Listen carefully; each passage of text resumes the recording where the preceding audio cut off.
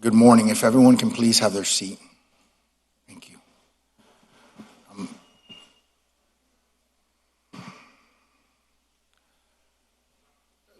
Due to some of the time constraints and due to the space constraints that we have, we will have a very brief opportunity for members of the public to come through, pay their respects to the family, and then I will say some remarks. We will have a brief presentation, and then we will conclude our ceremony and process to St. Mary's Cathedral for the Mass, which will begin approximately at 10 a.m.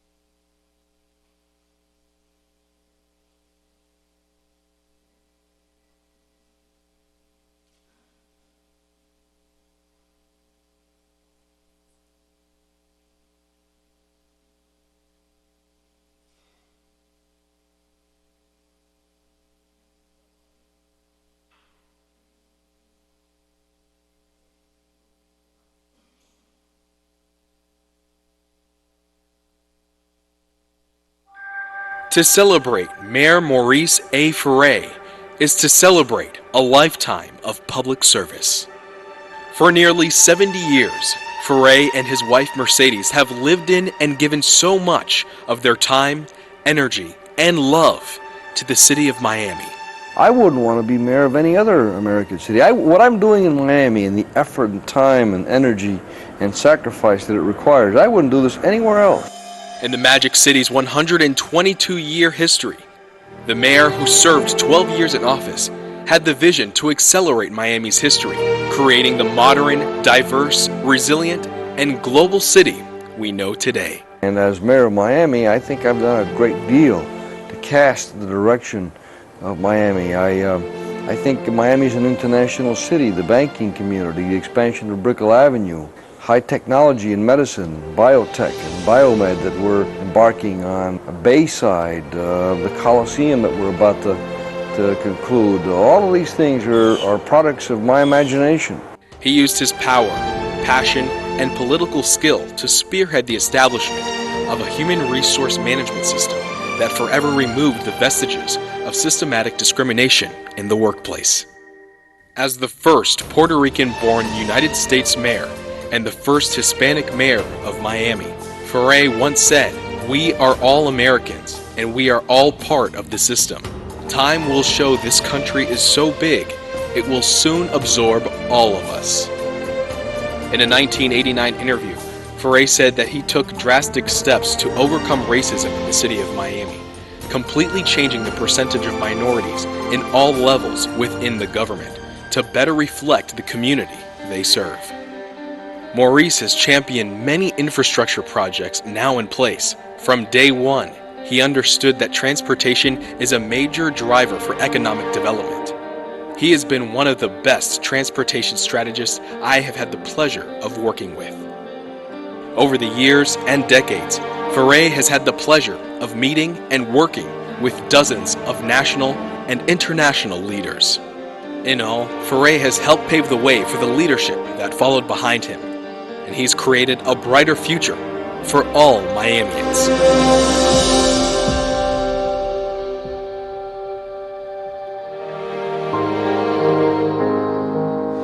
We are here with the man, the myth, the legend, the first Hispanic mayor of a major American city in these United States, the distinguished, the beloved Maurice Antonio Ferré.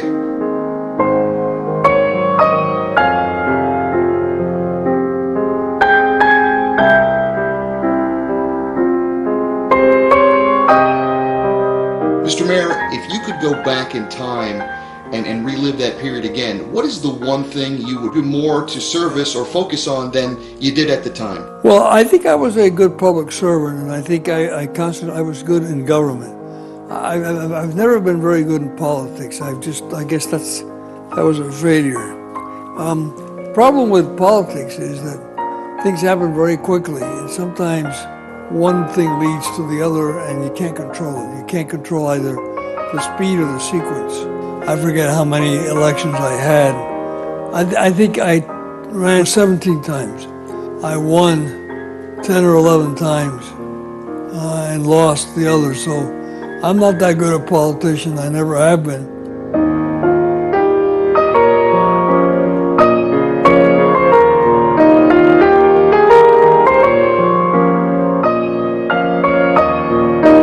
Mr. Mayor, many years from now, when your great-great-grandchild steps before his class and gives a report on their great-great-grandfather, Maurice Ferré, what do you hope your great-great-grandchild says about you? He loved his family, he loved his wife, and he was a good father.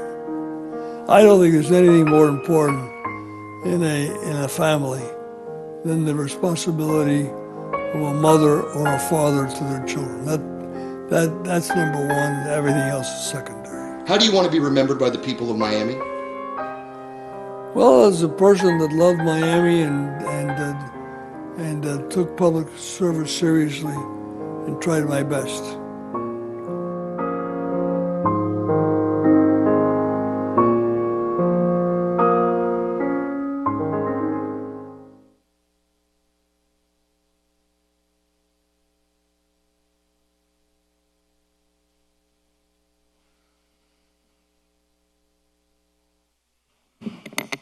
Good morning. Just sort of to clarify what we are going to be doing from a protocol perspective here today. Once my introductory comments are concluded, we will conclude the ceremony. We'll have one last protocol presentation for Mrs. Ferré, and we will process out. What I would ask is everyone who is in the chambers to please allow the family to process out first, and then everyone else can process out after.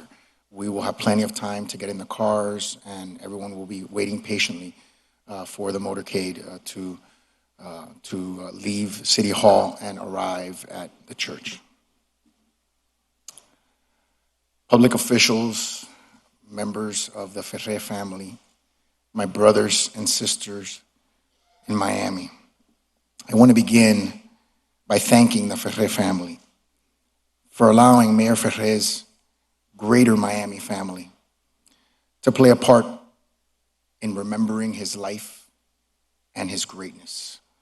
Quiero agradecer a la familia Ferré por dándonos a nosotros una oportunidad de agradecer la grandeza y la vida de nuestro alcalde. I want to thank Mercedes, his children, Mary, José, Carlos, Maurice, y mi tocayo en el cielo, his 12 grandchildren, particularly my good friend Sonia, his 7 great-grandchildren. It is evident here today that your family shared Maurice with our city throughout practically his entire adult life. I am very sure, that meant many sacrifices that can never fully be appreciated or comprehended. He was as much ours as he was yours. And I'm extremely honored that you would allow me to speak about him, his legacy, what he means to me, and to the city that captured his heart and soul. In many ways, this is a terrible task. How do you encapsulate someone larger than life? How do you contextualize and summarize what he meant to the city that he loved? It is no easy task. As I began to contemplate what I would say when I receive that fateful call, and parenthetically, I can tell you that I received 3 subsequent calls after his passing from his cell phone directly. And I have to admit that I thought only Maurice can convince God to let him make some cell phone calls from heaven. But I digress for a second to tell you that funny story. From the moment that I received that fateful call, what kept coming back to me was his name, Maurice. His name says it all. First of all, I don't know another Maurice, nor should there be one. The name is as unique as he is. If in sports you can retire a number, in life you should be able to retire a name. For me, the name Maurice symbolizes the man. M for mayoral. I never witnessed a moment that he was not mayoral. Not in anything he said or did. He was at all times the mayor, setting an example for all of us. He was civil with his allies as well as his adversaries. I never saw him lose his cool. He was a Christian gentleman. A for aristocratic. That was a word that some used to describe him. In fact, it was in the Miami Herald article written about him. But I prefer to think of him as the father in the Rudyard Kipling poem, If. If you can talk with the crowd and keep your virtue, or walk with the kings nor lose the common touch. He never lost sight of the most vulnerable in our society. He treated them with respect, but more importantly, he fought for them. U for unapologetic. The mayor was unapologetic about his opinions and arguments. And why should he be? He was usually right. And if for some reason he wasn't, you better bring your A game if you wanted to debunk him. Those in my generation are laughing because they know the truth of that statement. He made you be at your best. R for regal. From the way that he dressed to the way that he carried himself. He was the closest thing to royalty this city has known. He had a flair that was Kennedy-esque in nature, style, and substance. He instantly own the room that he walked into. His passing reminds me of Robert Kennedy's eulogy of his brother John, where he invoked Shakespeare, saying, "And he shall die. Take him and cut him into little stars, and he shall make the face of heaven so fine that all the world will be in love with night and pay no worship to the garish sun." I for intellectual intensity. The depth and breadth of his knowledge was astonishing. It was best brought to life for me when my father's late godfather, Ignacio, used to tease my dad in his weekly visits that Maurice was smarter than him. This week, while I was at the UN, Maurice Jr. sent me his remarks in 1975. He was also in his second year as mayor, on the issue of Puerto Rican statehood. The speech was written so coherently and with such a precision of the predicament of Puerto Rico and its future that it makes me wonder if he found in Miami that which he had not found in his native land, his El Dorado. C for charisma. Man, did he have it in abundance. I'm not sure when he talks about not being a good politician, I'm not so sure about that. He had that magnetic it factor. A priest friend of mine recently reminded me that I am an ordinary man asked to do an extraordinary job. Maurice was an extraordinary man who made an ordinary city into an extraordinary one. E for elegance.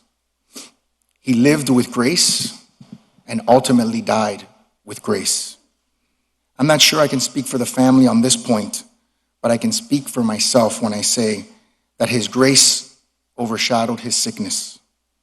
Maurice was the opposite of what we know as cancer, which is strictly defined as abnormal cell growth.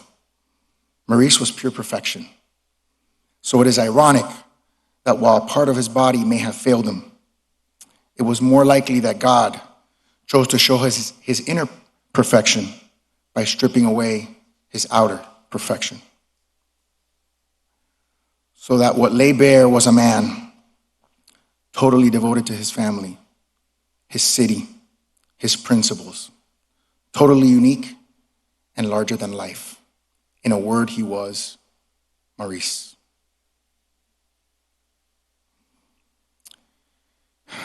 Quiero compartir brevemente algunas palabras en español. Para mí el alcalde fue mucho más que un predecesor. Fue un mentor, un padre postizo, un ejemplo a seguir.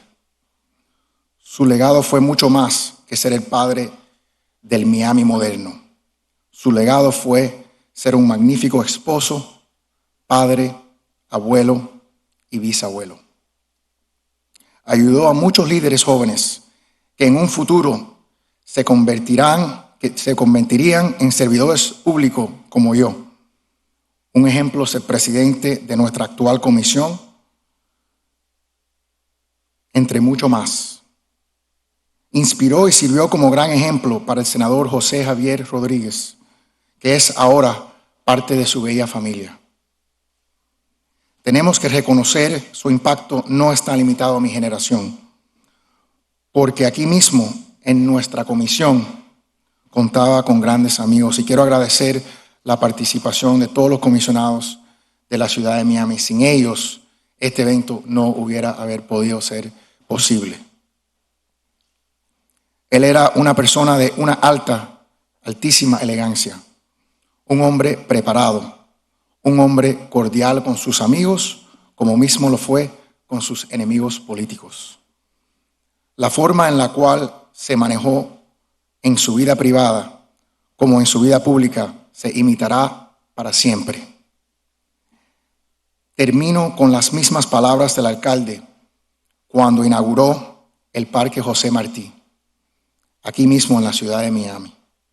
Y cito, que solo cuando los reyes fueran filósofos y los filósofos reyes, habría paz y armonía en la tierra.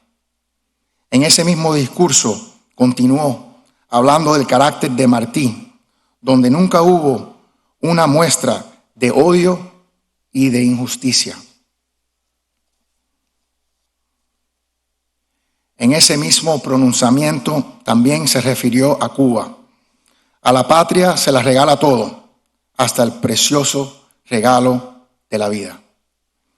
En esa misma caracterización, la que aplica al alcalde Ferré, es esa misma caracterización la que aplica al alcalde Ferré. No cabe duda que dio su vida por su ciudad. Que en paz descanse el gran Mauricio Ferré. Ahora tengo el honor de presentar la bandera de la ciudad de Miami a la primera dama.